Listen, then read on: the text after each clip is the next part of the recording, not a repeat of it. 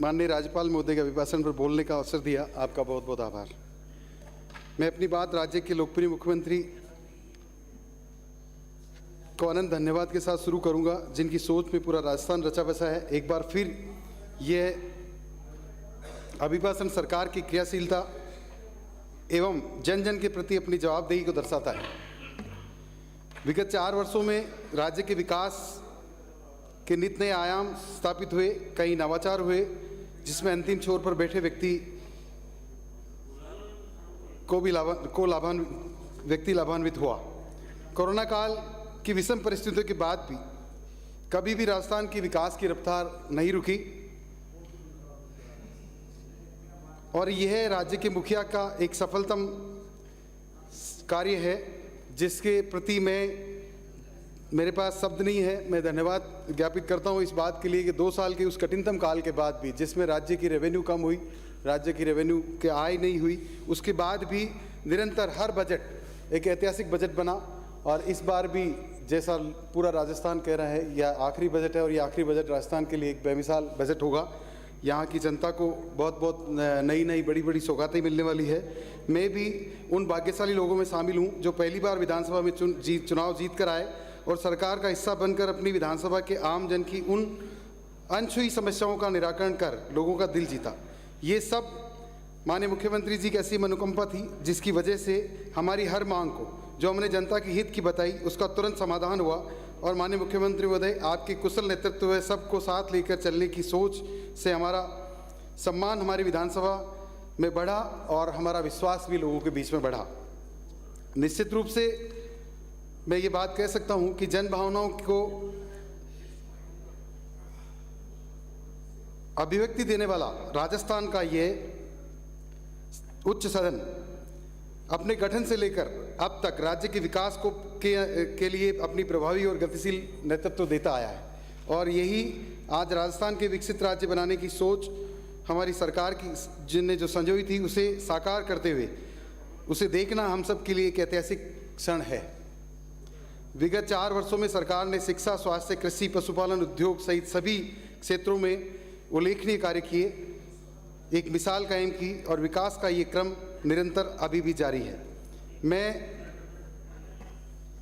सबसे पहले सभी वक्ताओं ने इस बात को बोला है और बोलना भी चाहिए, चिरंजीवी स्वास्थ्य बीमा योजना अपने आप में एक अनुकरणीय योजना है, एक अनूठी योजना है, जिससे कोरोना काल के बाद जो तकलीफ़ें लोगों को आई थी, पोस्ट कोविड के बाद जो बीमारियां आई थी, उन बीमारियों से लोगों को जीवन दान मिला।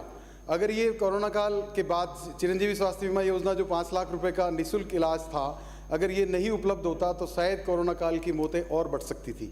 परंतु इस योजना की वजह से लोगों को 5 लाख रुपए तक का अपना जो इलाज था वो मुफ्त मिला और उसके बाद एक कदम और बढ़ते हुए इसको 10 लाख रुपए किया और 10 लाख के बाद 5 लाख रुपए का दुर्घटना बीमा इसमें जोड़ा गया, जो एक गरीब व्यक्ति के जीवन को चलाने के लिए बहुत बड़ी राशि है। और ये कहीं न कहीं उसके जीवन को, उनके बच्चों के जीवन को एक नया जीवन दान देने के लिए बहुत बड़ा काम है, जिसकी पूरे आम जन में बहुत बहुत प्रशंसा है। और ये काम पूरे राजस्थान में एक मॉडल ये योजना बनी है, जिसकी वजह से कोरोना जैसी महामारी के बाद ये राजस्थान खड़ा हो गया और आज हमें उसकी थोड़ा बहुत भी चिंता नहीं है उस बात की कि अब आने वाले समय में अगर कोई घटना या कोई ऐसा काल आया तो उसको किस तरह निपटेंगे। अभी जब कोरोना की तीसरी चौथी लहर की बात चल रही थी, तब भी राजस्थान में ऐसा कोई भी केस नहीं आया जिसकी वजह से हमें वापस पीछे मुड़कर देखने की ज़रूरत पड़ी, क्योंकि हमने उतने संसाधन डेवलप कर लिए थे, उतनी लोगों को उतना मजबूत बना लिया था कि शायद चौथी लहर ने हमारे यहाँ पे पूरे राजस्थान नहीं, पूरे भारत में ऐसा कुछ नहीं हो पाया जिससे हमें कोई सोचने की ज़रूरत पड़े। इसी के साथ साथ मुफ्त दवा योजना, निःशुल्क जांच, ये सभी ऐसे काम हैं जिनसे आम गरीब आदमी स्वास्थ्य के प्रति चिंता छोड़ चुका है और वो निश्चित रूप से सरकार का एक बहुत बड़ा पार्ट है, जिसमें उसने उस गरीब और वंचित परिवार जो अंतिम छोर पर बैठा हुआ पीड़ित और शोषित व्यक्ति है, जो अपनी रोजी रोटी कमाने की चिंता करता है, अपने इलाज की चिंता कहाँ से करेगा, उसके लिए सरकार खड़ी है। ये एक बहुत बड़ा काम, मैं इसके लिए बहुत बहुत धन्यवाद माननीय मुख्यमंत्री जी को देना चाहूँगा। आज 88% लोगों ने चिरंजीवी स्वास्थ्य बीमा योजना में अपना रजिस्ट्रेशन करा लिया है, ये अपने आप में एक बड़ी बात। 31,58,000 लोगों का इस योजना में इलाज हुआ है दुर्घटना होने पर राज्य के किसी भी संबद्ध अस्पताल में 72 घंटे तक निःशुल्क उपचार, ये एक बहुत बड़ा काम। दुर्घटना होने पे पहले अस्पताल नहीं ले जाते थे लोग, अब अस्पताल ले जाने पे भी कोई चिंता करने की जरूरत नहीं है। अस्पताल ले जाने के बाद 72 घंटे तक उसका निःशुल्क उपचार होगा। ये सरकार की एक महत्वाकांक्षी और बहुत बड़ी योजना है, जिसके लिए मैं बहुत बहुत धन्यवाद दूंगा। प्रत्येक जिले में मेडिकल कॉलेज खोलना और वहाँ भवन निर्माण हो जाना, ये एक बेमिसाल काम, केवल घोषणा नहीं रही है और करीब करीब हर जिले में कॉलेज खुले भी हैं, कॉलेज बन भी गए हैं और कॉलेज चालू भी हो गए। पशु चिकित्सा के क्षेत्र में 275 नवीन पशु चिकित्सा केंद्र उपकेंद्र खोले गए। करीब करीब हर पंचायत में पशु चिकित्सा केंद्र खुल गया, जिसकी वजह से किसानों को अपने पशुओं की बीमारी में ज़्यादा परेशान होने की जरूरत नहीं पड़े। दिव्यांग छात्र छात्राओं को स्कूटियों की संख्या 2000 से बढ़ाकर 5000 करना, उन ऐसे लोगों को जिन पर ईश्वर की कृपा कम रही, जो कहीं कहीं अपने एक हाथ से, एक पैर से, एक आँख से नहीं था उनके पास, तो ऐसे में सरकार उनके साथ खड़ी हुई और स्कूटी देने से वो बच्चे और आगे बढ़ पाएंगे, अपना जीविकोपार्जन कर पाएंगे। ये सुविधा सरकार ने देकर उन सब दिव्यांगों को एक बहुत बड़ी ताकत दी है। प्रशासन गाँवों के संग अभियान 2021 में जो लगाया गया था, एक बहुत बड़ा काम था, लेकिन मैं इस पर एक बात कहना चाहूँगा, इसकी एक बार पुनर्समीक्षा की जानी चाहिए। केवल एक बार के अभियान से उतना फ़ायदा लोगों को नहीं हुआ जिस सोच के साथ सरकार ने इस अभियान को चालू किया था, शायद वो अभी अधूरा है। क्योंकि इसके बाद जो फॉलोअप कैंप लगाए गए थे, तब कोरोना आ गया था, फॉलोअप कैंप में लोगों ने रुचि नहीं दिखाई और प्रशासनिक दृष्टि से भी उतने मजबूत वो कैंप नहीं लग पाए।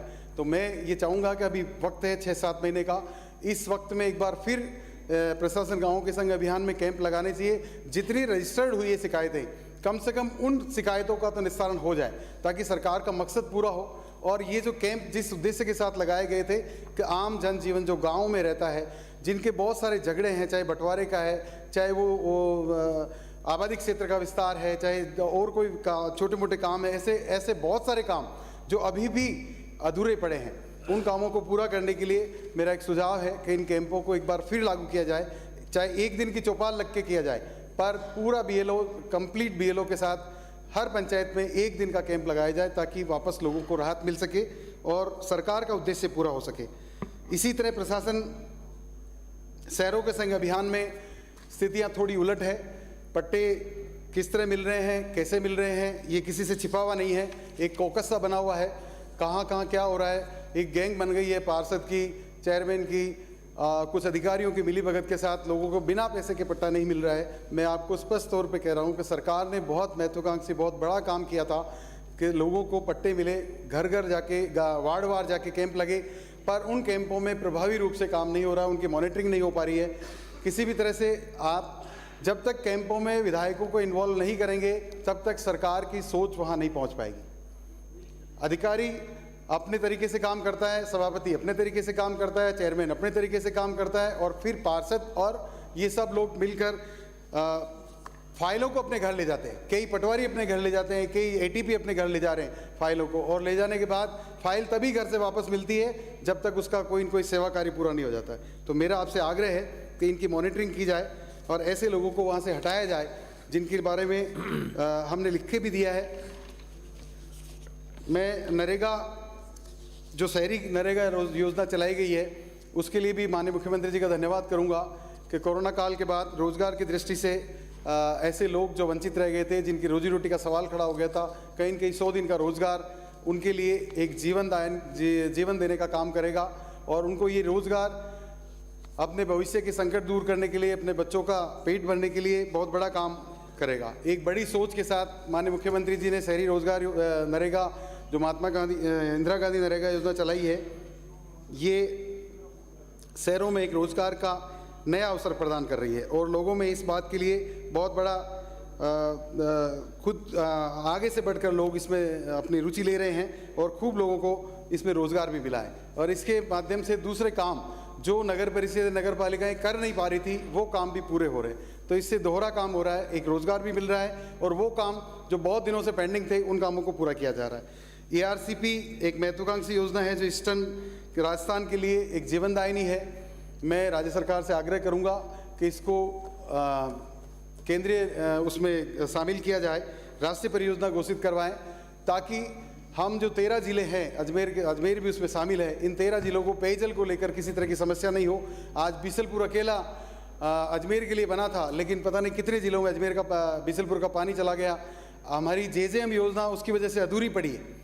जिनकी एफएस जारी हो गई है, जिनकी टीएस जारी हो गई है, उनका अभी तक वर्क ऑर्डर नहीं दिया गया, क्योंकि ये कह के रोका जा रहा है कि पीने की पानी की उपलब्धता नहीं है, इसलिए अभी ये जेजेएम लागू नहीं होगा। इतनी बड़ी बृहद योजना जिसमें लोगों को पेयजल घर घर पहुंचाने की का काम था, जिस काम के लिए पूरा काम भी कर लिया गया, टीएस हो गई थी, एफएस हो गई थी और केवल वर्क ऑर्डर टेंडर हो गए थे, केवल वर्क ऑर्डर जारी करना था। लेकिन पानी की कमी बताते हुए इस काम को रोक दिया गया, जो मेरे को नहीं लगता है कि ये काम ठीक है। लोगों को उम्मीद है, इंतज़ार है 2024 तक पीने का पानी उपलब्ध कराने का, तो इस पर एक बार पुनर्विचार किया जाए और ईआरसीपी पे जितना जल्दी काम हम स्टार्ट कर सके, ईआरसीपी का काम शुरू करते हुए ये नवनेरा, गलवा, बिसलपुर, इसरदा, इसको जोड़ना का जो लिंक का काम था, इस काम को भी सरकार जल्दी से जल्दी कराए, ताकि बिसलपुर में पीने के पानी की कमी नहीं रहे। और ये सारे ज़िले, फिर जयपुर भी, अजमेर भी, दौसा भी, ये भीलवाड़ा भी, ये सभी इसमें जुड़ जाएंगे और पीने के पानी की एक बड़ी समस्या का समाधान शायद बिसलपुर बांध से हो जाएगा, अगर ये लिंक का काम पूरा हो गया समयबद्ध तरीके से। वैसे सरकार ने इसके वर्क ऑर्डर भी जारी कर दिया, इसकी डीपीआर के लिए भी कर दिया, इसकी टीम भी बन गई है, इसके लिए कर्मचारी भी लगा दिए गए हैं। इसलिए मैं धन्यवाद दूंगा माननीय मंत्री जी का भी, जिन्होंने ईआरसीपी पे और इस पे नवनेरा, गलवा, बिसलपुर, इसरदा के लिए अपना बड़ा योगदान देकर वहाँ पे कर्मचारी की नियुक्ति कर दी और डीपीआर बना दी, शायद पर्यावरण स्वीकृति के लिए, और इसके लिए काम बाकी है।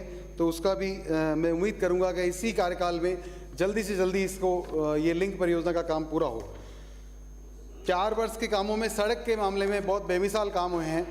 मैं इस बात का पूरी तरह से गवाह हूँ और मेरी विधानसभा की जहाँ तक बात करता हूँ, इतनी बड़ी सौगातें मुझे मिली है, इतनी बड़ी सड़कें मुझे दी गई है माननीय मुख्यमंत्री जी द्वारा, मेरे पास शब्द नहीं है धन्यवाद करने के लिए। मुझे 2 स्टेट हाईवे मिले, जिससे 60 सालों से लोगों का जो इंतज़ार था वो इंतज़ार ख़त्म हुआ।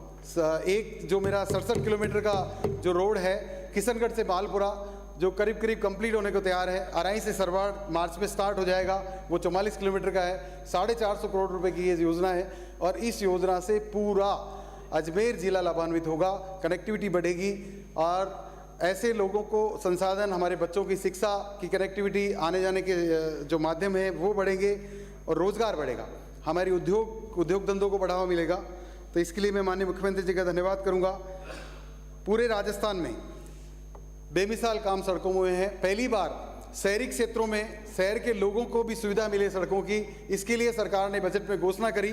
नगर परिषद, नगर पालिका और नगर निगम अलग अलग क्षेत्रों में सड़कें देकर एक अनुकरणीय उदाहरण प्रस्तुत किया है। शायद ऐसा कभी नहीं हुआ होगा। पहली बार 4 करोड़, 5 करोड़, 10 करोड़, उसके बाद 7 करोड़, 6 करोड़ और 10 करोड़ अलग अलग निगम परिषद और उसके हिसाब से दी गई, जिससे शहरी क्षेत्र में बहुत ही गुणवत्तापूर्वक सड़कें बनी है। पीडब्ल्यूडी का काम अपना अलग काम है।